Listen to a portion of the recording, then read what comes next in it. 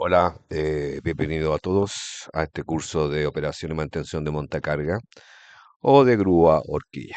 La grúa horquilla es un tipo de montacarga, entre otros ejemplos, los telehandlers o los manipuladores.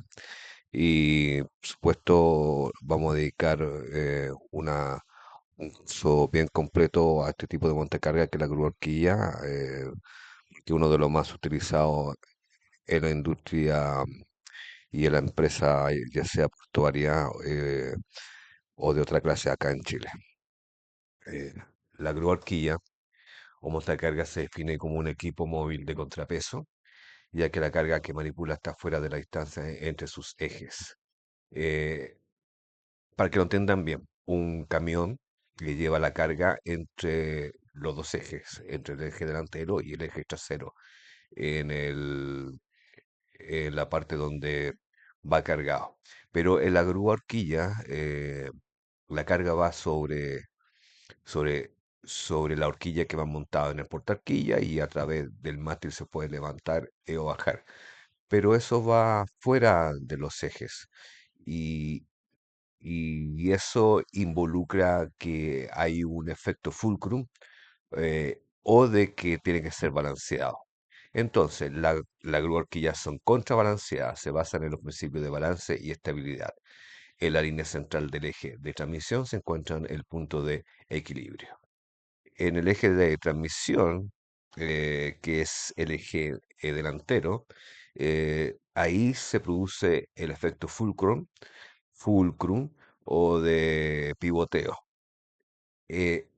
Eso quiere decir, la carga que está adelante del efecto fulcrum o de la rueda delantera, eje delantero, entonces hay que contrabalancearla a través del peso, ya sea del peso del contrabalance, que van en la parte trasera, ¿no es cierto? Que prácticamente eh, son de componente netamente de acero.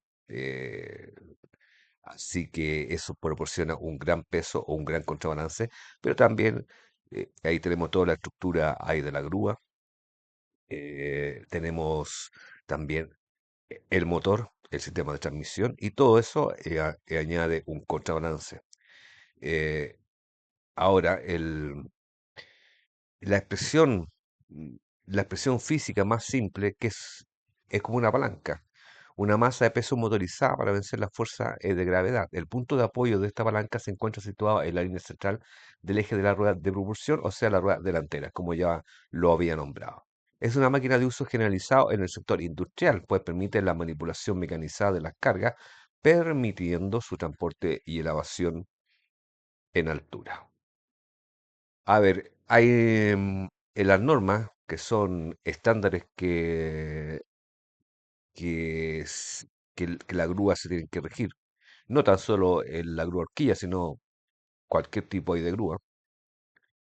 En las normas nacionales no hay normas nacionales, ejemplo, la de la NSH, que, que dicte regla o una normativa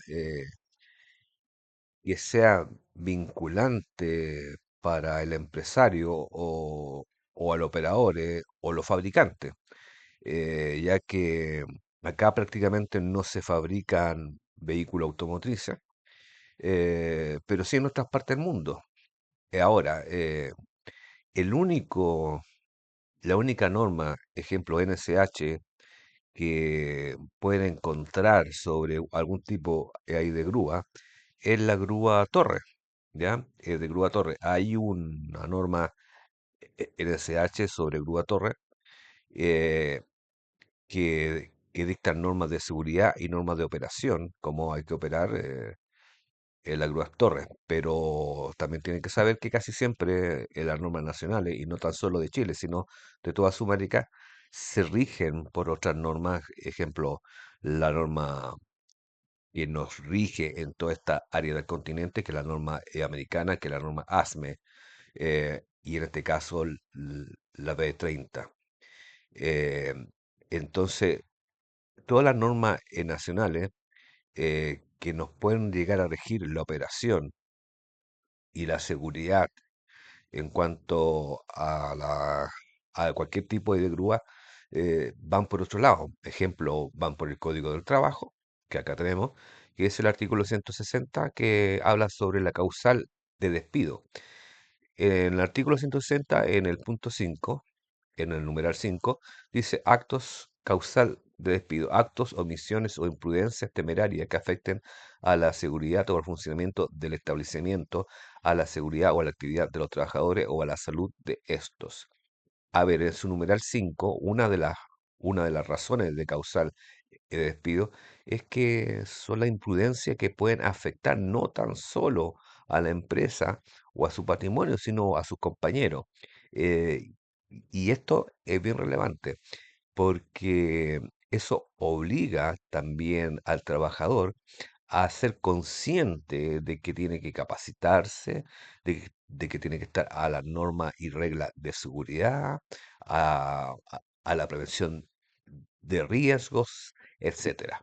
Entonces tenemos el Código del Trabajo, que es su artículo 160, y numeral 5 involucra que una de las causas de despido son la imprudencia, omisiones o actos que afecten a la seguridad y funcionamiento del establecimiento o a la seguridad o actividad de los trabajadores o compañeros de trabajo. En el Código del Trabajo y también en el artículo 184, en el párrafo 1, dicta que el empleador estará obligado a tomar todas las medidas necesarias para proteger eficazmente la vida y salud de los trabajadores. En el artículo 184 bis, párrafo 3, con todo el trabajador tendrá derecho a interrumpir sus labores y, de ser necesario, abandonar el lugar de trabajo cuando considere que por motivo razonable que continuar con él las implica un riesgo grave o inminente para su salud. A ver, la implicación de esto, a diferencia de lo anterior del artículo 160 que habíamos visto sobre la causal de despido, y no se menciona la causal de despido para asustar o amenazar al trabajador, sino para que tenga conciencia de que tiene que tener una actitud de prevención de riesgo y de seguridad laboral y que tiene que estar presto para capacitarse. Y en esto también obliga tanto el artículo 184 y el artículo 184 bis, obliga al Código del Trabajo que el empleador también asuma sus responsabilidades. Y una de las medidas necesarias para proteger la vida y salud de los trabajadores es, por supuesto, capacitar. Y la capacitación es fundamental, sobre todo en el tipo de maquinaria industrial, que a diferencia de un vehículo es menos estable, pero también tiene una masa o un volumen mucho mayor, lo que conlleva un mayor riesgo de accidentes graves o resultado de muerte. Y, y también en el artículo 184 bis tenemos que llegar a entender que esto quiere decir que el empleado, el trabajador, hay derecho que si ve vulnerado su seguridad y y con motivos razonables puede abandonar el lugar ahí de trabajo por un peligro o riesgo inminente para su salud. eh, la salud laboral. En el decreto Supremo 594 del Ministerio de Salud, en el artículo 43, dice lo siguiente: para conducir maquinaria automotriz en los lugares de trabajo, como tractores, sembradoras, cosechadoras, bulldozers, palas mecánicas, palas cargadoras, aplanadoras, grúas, motoniveladoras, retroexcavadoras, trallas y otras similares, los trabajadores deberán poseer licencia de conductor o de conducir que exige la ley del tránsito. Las grúas, camiones y otros vehículos de carga y maquinaria móvil deberán contar con alarmas de retroceso de tipo sonoro. Esto es algo bien somero en cuanto a la seguridad. Lo más importante que el Decreto Supremo número 594 del Ministerio de Salud dicta que tienen que tener licencia de conducir en los lugares de trabajo. Eso quiere decir, yo creo que entiendan lo siguiente: la ley del tránsito, que es la que dicta las clases de licencia que tienen que poseer los conductores de un variado tipo de vehículos de transporte, ya sea transporte de pasajeros o transporte de carga, em, rige en las vías o en los lugares de uso público. Y ahí rige. Entonces, como había un vacío em, en esta normativa de obligar a que los empleados capacitaran y que obtuvieran una licencia clase D como para más o menos tener tener una noción en mínima sobre el control y operación de la grúa o de cualquier otra maquinaria eh, industrial, fue que se dictó mediante el Ministerio de Salud, en Salud Laboral, en el Decreto Supremo 594, que están obligados dentro de los lugares de trabajo poseer todo tipo de maquinaria industrial, la licencia de conducir respectiva. La maquinaria de conducir a lo que se refiere es a la clase D. Ahora, si hay camiones que trabajan netamente dentro de los lugares de trabajo, ejemplo como la faena minera o en otro tipo de industria donde no tengan que salir, por supuesto también tienen que tener la clase de licencia correspondiente. Si en el caso de camiones sería la clase A4 o A5 dependiendo del tipo de vehículo. Sigamos. La ley del tránsito también rige, también una de las normativas nacionales que hay que respetarla, ya se lo dije ya. Tenemos la ley número 18.290, que es la ley del tránsito, que en su artículo 12 dicta que existirán licencias de conductor profesionales clase A, eh, no profesionales clase B, C, clase especiales clase D, E y F. La clase D, el que aplica para este curso, que es de grúa e horquilla, que es para conducir maquinaria automotriz como tractores, sembradores, cosechadoras, bulldozer, palas mecánicas, aplanadoras, grúas, motoniveladores, retroexcavadoras, traillas y otras similares. Eh, Vamos a ver. Ya vimos las normas nacionales, vámonos a las normas internacionales. Ya le había hecho yo un comentario que en esta parte del planeta, en nuestro continente, nos regimos por las normas americanas, sobre todo eh, por la norma americana ASME, que es similar a la norma ANSI. La norma ANSI es la que determina la validez de la otra norma. Ejemplo, tenemos norma ASME, que es la eh, Asociación Americana de Ingenieros. Tenemos la norma ANSI, que es el Instituto de Normas Americana y Estándares, que es la que está un poquito más arriba que la ASME. Tenemos también la norma OSHA, que también es americana. La OSHA es una norma que va sobre todo enfocada en la seguridad del operador. En cambio, la norma ANSI o la norma ASME, es que prácticamente lo mismo, va más enfocada también en la operación, pero también en la construcción, cómo tienen que construir eh, las marcas de grúa, los fabricantes de grúa, cómo tienen que construir, cuáles son las normas que tienen que tener en cuenta para construir ese tipo de maquinaria.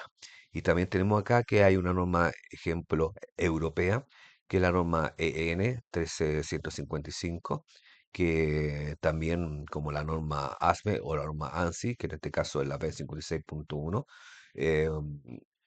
eh, dicta todo lo que es relativo a la construcción y, y operación de las grúas o montacarga tipo horquilla. Eh, entonces, vamos a tener estos tipos de normas ya, vamos a repasar, tenemos las normas nacionales, Código EAI del Trabajo, tenemos Salud Laboral, que es el Decreto Supremo 594, tenemos también la ley del tránsito y las normas internacionales. Tenemos la norma ASME o ANSI, que les repito, es la misma, es prácticamente la misma, y la norma europea EN 135, la norma OSHA, que es la de Administración de Salud y Seguridad Ocupacional de Estados Unidos. OSHA, en sus siglas en inglés. Vamos a ver la descripción de un montacarga.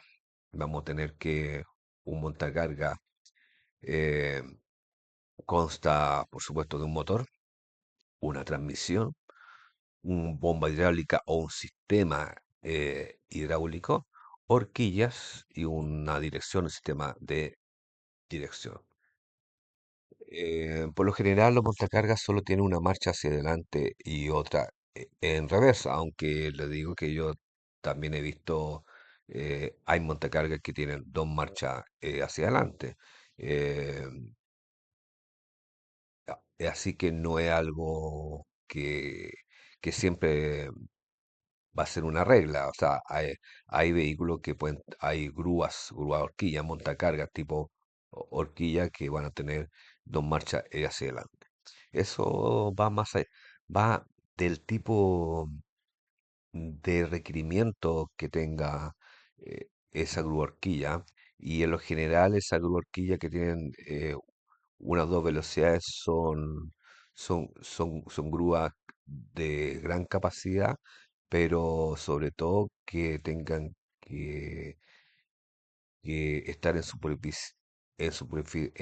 la superficie un poco más agreste, no tan lisas como, como si fuese dentro de un galpón o de un recinto donde está asfaltado o, o pavimentado, sino que sería en, en terreno en off-road, como se dice. Eh, la descripción de un montacarga, bueno, la función primaria de una grúa horquilla es levantar, bajar y mover cargas con muy poco o sin ningún tipo de esfuerzo manual. Esto es posible usando un mástil en la parte de enfrente de una grúa horquilla. Es de uso rudo o de uso industrial y se utiliza en almacenes, complejos fabriles, centros logísticos y tiendas de autoservicio para transportar y sostener tarimas o palets con mercancías y acomodarlas en estanterías o racks y realizar las actividades de carga y descarga de camiones o contenedores. Esas son las funciones más comunes de los montacargas. Eh, a ver, la clasificación, hay varios tipos de maneras de clasificar una grúa de horquilla. Vamos a tener según las capacidades o según el tamaño. Eh, Vamos a tener que, podemos llegar a clasificar de los montacargas ya de menor tonelaje, de hasta 1 tonelada, de mediano capacidad o tonelaje de hasta 5 toneladas, y ya de gran capacidad sobre las 5 toneladas. Ese es un tipo de clasificación. Tenemos otro tipo de clasificación que es según el motor de combustión interna. Vamos a tener eh, el motor a gasolina o gas licuado, que prácticamente el motor original es un motor a gasolina y se le adapta un sistema o conversión a GLP.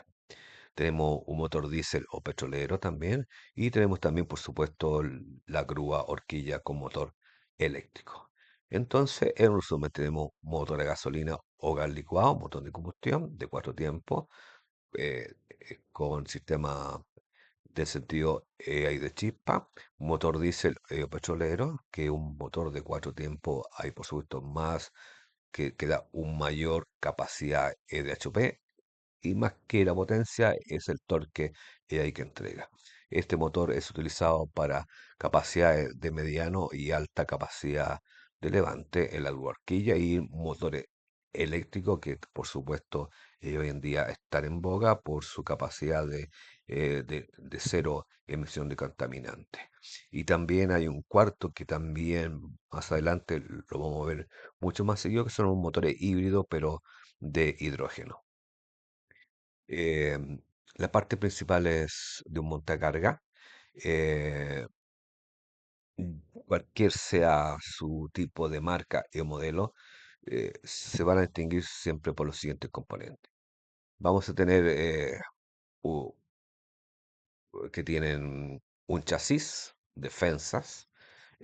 Las defensas son la parte, esta estructura que protege de los volcamientos y de las caídas. A ver, la palabra técnica para la defensa eh, que están sobre la cabina, sobre la parte donde se posa el operador, este tipo de defensa tienen un nombre especial, que es el ROPS, que es esta parte, vamos a ver si me muestra ahí la manito, esta parte, que es parte de la defensa del antivuelco, tiene un nombre técnico, es el ROPS. El ROPS es el Roll Over Protection System, que es el sistema de antivolcamiento en sus siglas en inglés. Y la parte del techo que la gente que conoce la horquilla sabe que hay una rejilla acá en el techo que protege las caídas y ese nombre también tiene una sigla, un nombre técnico que es el FOPS.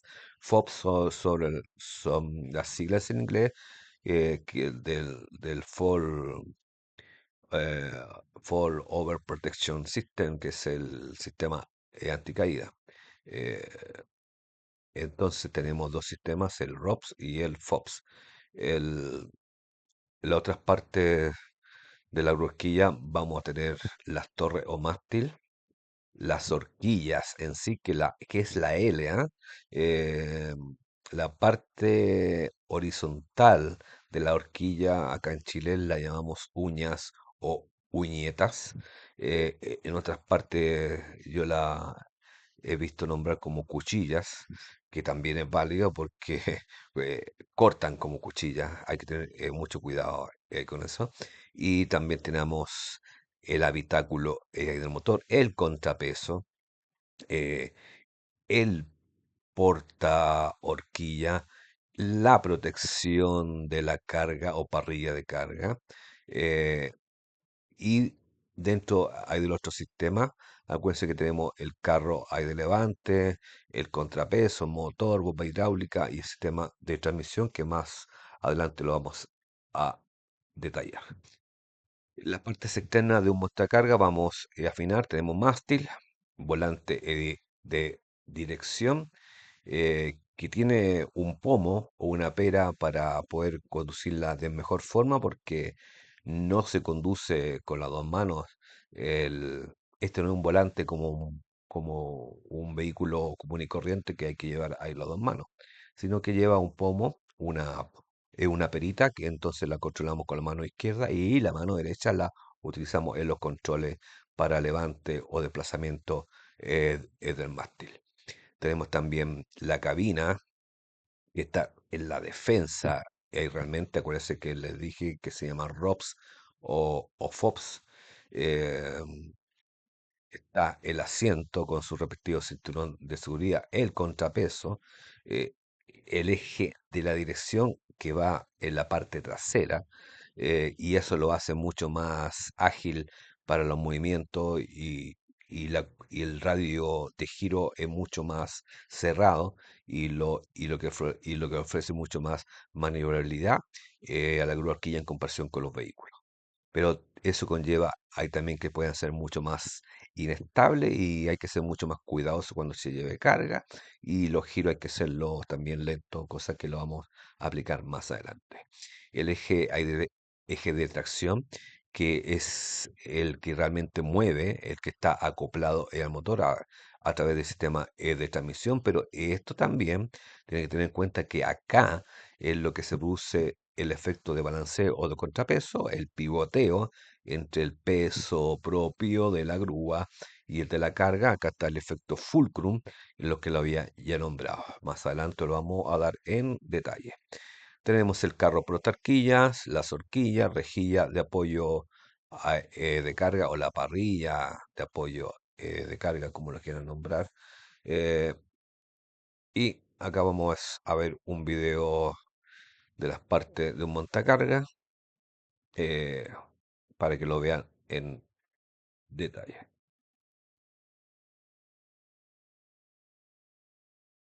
Los dispensadores Torque cuentan con dispensado uno a la vez que controla el consumo y reduce el desperdicio.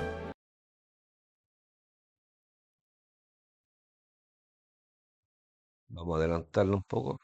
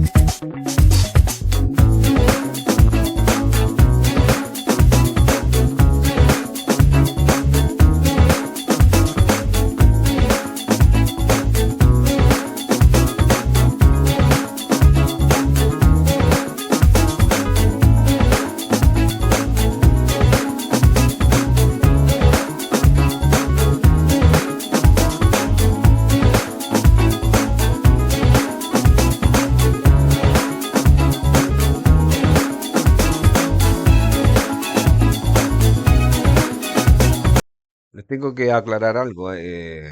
Todo lo que es el sistema de luz, luz de viraje, luz de retroceso, luz de estacionamiento, esos son accesorios que van aparte, porque, ejemplo, en otros países no exigen que tengan esas luces, porque realmente ellos llevan la grúa o lo montacarga sobre un vehículo, eh, sobre un camión eh, o sobre una rampla y lo pueden transportar sin que éste circule.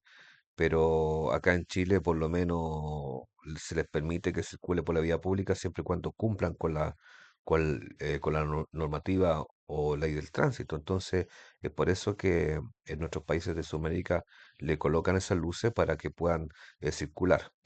Si circulan alguna vez tienen que circular aparte de todas las luces, tienen que circular también con el permiso de circulación, revisión técnica y placa patente del vehículo. Entonces vamos a continuar con la presentación y vamos a tener que los componentes internos de la grúa tenemos el motor y su sistema, sistema de dirección y transmisión y freno. Estos son los sistemas internos de una grúa horquilla. Los componentes o sistemas internos, vamos a tener motor y transmisión. Es el conjunto de elementos que accionan los ejes y grupos motores y directores. Los que dirigen incluyen los motores térmicos o eléctricos y los distintos tipos de transmisión mecánicos, eléctricos o hidráulicos. el sistema de alimentación que son los sistemas de alimentación de combustible, el horquilla como motor térmico y la batería de tracción o la conexión a la red de las grúas eléctricas. A ver, el sistema de alimentación puede ser a través de combustible, ya sea diésel, ya sea gas GLP, o, ya sea por benzina, eh, pero también tenemos por sistema eléctrico de alimentación, ¿ya? Entonces, esos son el sistema de alimentación o de energía que utilizan ahí la agregado. Tenemos el sistema de dirección que consta de un volante para la dirección tipo automóvil en grúa de operador transportado o de un tipo en grúa horquilla de operador a pie. Puede ser mecánico, hidráulico o eléctrico. A ver, timón, hay apiladores que son un tipo de montacarga, no hay que confundir bien. La grúa horquilla en sí tienen un volante, pero un volante, o sea, un circular. El timón para nosotros es ejemplo, la moto tiene timón, la bicicleta tienen un tipo de timón. Entonces tenemos que la grúa tipo apilador, que un montacarga también, pero no es de la clase de la grúa horquilla, ese pues cuando el operador va a pie lleva un timón que puede ser mecánico, hidráulico o eléctrico. En los casos de la grúa horquilla son netamente hidráulicos, eh, porque tienen que soportar el peso del vehículo y el peso de la carga. Así que si no fuera hidráulico no lo podría llegar a ser. Mecánico podría ser traspaleta eléctrica o traspaleta, porque si usted hay mecánica. Y y, y todos los montacargas tipo apiladores o el order picker o recoge pedidos que son eléctricos, por supuesto, también van a usar un sistema eléctrico de la dirección a través de un motor eléctrico. En un montacargas o grúa horquillas tiene las ruedas guiadoras en la parte trasera. La parte trasera del montacargas gira en un círculo alrededor de las ruedas frontales que apoyan la mayoría de la carga. Es así entonces como en el montacargas las ruedas delanteras son la de tracción. A diferencia de los vehículos convencionales, que la dirección la lleva en la tracción delantera, los vehículos montacargas tipo grúa, horquilla, el- la dirección la lleva en la parte posterior. Los componentes o sistemas internos, tenemos las llantas para montacarga muchas veces se les da menor valor porque son más pequeñas con respecto al equipo, pero estas desempeñan una gran función en cuanto a la seguridad y confort para el operador.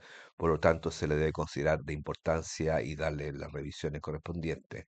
Estas pueden ser sólidas o neumáticas, según sea su caso. Las llantas sólidas se utilizan en operaciones donde es necesario no parar el montacarga por pinchaduras o situaciones riesgosas, si es que la llanta estuviera propensa a perder la presión. Por ejemplo, el maniobrar sobre superficies donde haya residuos filosos o punzocortante o bien manejo de escoria, es decir, está diseñada para operar en terrenos de alta severidad sin temor a sufrir alguna de las situaciones anteriores. Ejemplo, que puedan sufrir pinchazo en comparación que si fuera una llanta o tipo neumático, o sea que llevan aire.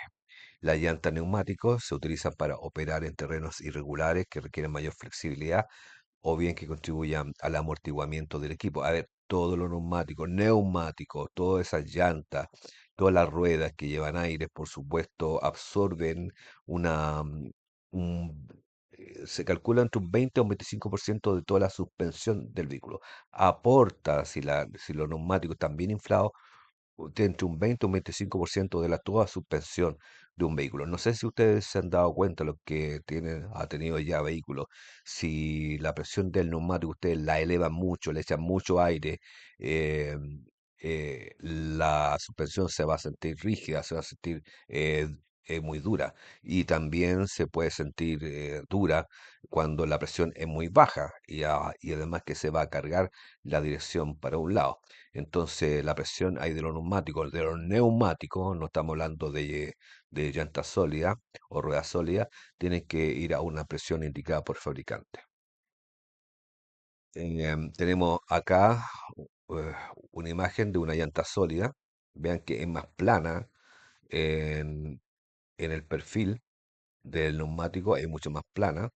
En cambio, la llanta neumática tiene un perfil ovalado, ya lo que claramente nos da a conocer que lleva aire. ¿Ya?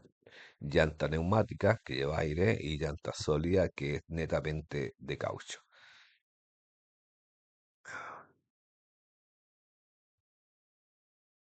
Tenemos las luces indicadoras o testigos. A ver, tenemos una de las cosas que tenemos que entender que así como cuando nosotros compramos un vehículo un vehículo, un automóvil, tenemos que revisar el manual del conductor para ver cómo se usa, cuáles son las indicaciones de seguridad, cómo se vamos a interpretar ahí las luces del tablero. Es lo mismo que en el montacarga. Tengo que revisar el manual del operador en este caso, y, y estudiar cuáles son los sistemas de alerta o luces indicadoras. Pero las comunes y corrientes son las siguientes. Número uno, indicador de temperatura del líquido refrigerante, con la C que es cold en inglés, que es frío, y la H que es hot en inglés, que es caliente. Ya la temperatura tiene que estar en el nivel normal, que casi siempre es a la mitad, pero nunca irse a la parte roja. Tenemos también un indicador, el número 2 indicador del aceite de motor y transmisión, con ese símbolo. Tenemos número 3 indicador del filtro de aire. Esto se hace de cuando está el filtro de aire ya obstruido. Tenemos número 4 indicador del nivel del líquido de freno, que esto también es exactamente igual lo que le podemos ver en un automóvil. Número 5 el indicador de aceite del motor. ¿Ya? Número 6 indicador de el nivel de carga del alternador o batería. Número 7 indicador de arranque en frío de un motor diésel. Bueno, esto es el- la bujía incandescente, ¿ya? Usted cuando enciende un motor diésel, eh, tiene que hacer cuando le dan el contacto ya empieza a darle a la bujía incandescente y si algo está fallando, por supuesto, esta luz se va a encender y quiere decir que en el motor diésel está fallando el sistema de calentamiento a través de la bujía incandescente. Número 8 tenemos lo que es el indicador del filtro de petróleo. Número 9 tenemos el indicador de advertencia de revisión de motor. Ahí hay una falla, es como el check engine en el caso de los vehículos automotrices. Tenemos número 10 que sería indicador del nivel de líquido refrigerante. El número 11 indicador de combustible, ¿ya? El- Tenemos la no, o sea, empty, que es vacío, y la F, que es full. En caso de que sea a petrolero o a benzina, porque acuérdense que si es a gas GLP, el cilindro la aporta arriba de los contrapesos, en la parte ahí trasera hay de montacarga, sobre los contrapesos, y tiene un medidor aparte ese cilindro. Así que esto es válido solamente para los netamente que sean a benzina, que es muy raro, pero sí cuando son a petróleo o diésel. Tenemos también el número 12, que es un orómetro o el indicador de medidor de hora de trabajo, que es como el cuenta de kilómetros en nuestro vehículo. Cuando hacen los checklists o cuando hacen revisiones de mantención, esto hay que ver cuántas son las horas de operación que lleva. Eh, Vamos a tener ahí también que tenemos los instrumentos y controles. Y tenemos montecarga tipo torque flow tipo automático de una velocidad, que es el común y corriente, que marcha adelante, neutro y marcha atrás, con la palanca que está al lado izquierdo ahí del volante. Tenemos también otro tipo de palanca selectora, que es montacarga tipo torque flow de dos velocidades. Entonces tenemos de una y dos velocidades. La más común es de una velocidad. Tenemos en este dos marchas hacia adelante, un neutro y dos marchas hacia atrás. Pero hay variantes, ¿ah? Pueden ser tan solo dos marchas hacia adelante y un neutro y una sola marcha hacia atrás. Eh, una de las indicaciones que es detenerse totalmente, de tener totalmente el montacarga antes de cambiar la palanca de marcha hacia adelante o hacia atrás y viceversa. Vamos a tener acá instrumentos y controles. Tenemos la palanca de freno de mano, ¿ya? Que no la lleva como los vehículos en el piso al centro, sino que la lleva al lado izquierdo, lo que hace mucho más cómodo, porque no es la misma configuración de posición o ergonomía de cuando el operador está en una horquilla a diferencia de un conductor que está en un automóvil que está mucho más bajo, que el centro de gravedad está mucho más bajo y le resulta mucho más fácil maniobrar la palanca del freno manos en abajo, al piso, en la parte central. Con la mano derecha acá se ocupa con la mano izquierda. Entonces vamos a tener además los pedales que, a ver, según el tipo de grúa podemos estar con dos pedales, acelerador y freno, o de tres pedales, que sería acelerador, freno y el freno gradual. eh, que esto se ocupa para cuando hay cargas. Cuando llevamos carga podemos ahí frenar con el freno gradual para que podamos controlar mejor ahí la carga. El pedal gradual es usado para el control fino de los movimientos hacia adelante o hacia atrás cuando la carga es levantada o dejada a ras de piso. No ponga el pie en el pedal gradual o en el pedal de freno a no ser para usarlo. ¿Ya? Entonces, esto lo vamos a dar en detalle más adelante. Tenemos las palancas de control. Tenemos de izquierda a derecha, vean acá, elevación, inclinación, la segunda palanca y la última es la lateral o el sider shift,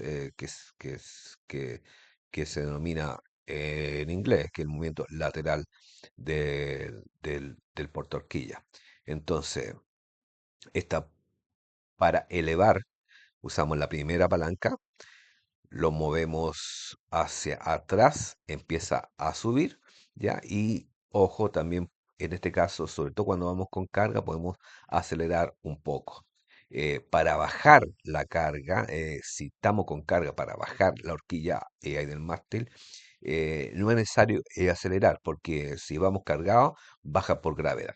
Si aceleramos, no sacamos nada, vamos a perder energía y va a bajar muy rápido. En la inclinación, que es la inclinación del mástil hacia adelante o hacia atrás, vamos a tener eh, que depende, puede bajar 6 grados, puede inclinarse 6 grados hacia adelante, 7 grados hacia atrás, pero vamos más o menos en ese rango. Si sumamos eh, entre ambos, puede estar entre 12 y 13 grados.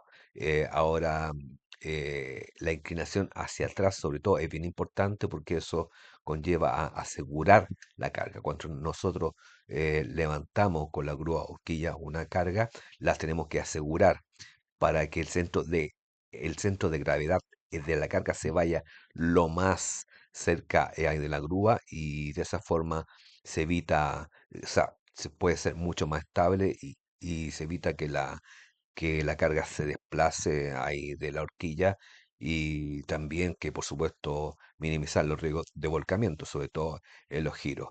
Los giros con una grúa horquilla hay que hacerlo lento y con la carga baja y bien asegurada, o sea que el centro de gravedad vaya hacia el centro de la grúa también. A eso se llama asegurar la carga cuando inclinamos todo el mástil hacia atrás. Y el control o palanca ahí lateral es cuando movemos el portahoquilla hacia la izquierda o hacia la derecha para poder tener un poquito más de acción de maniobra para centrar la horquilla con el pallet de la carga. Ya tanto para tomarlo o para dejarlo en un lugar definitivo. Ya, bueno, vamos a dejar hasta este punto la primera parte de esta clase.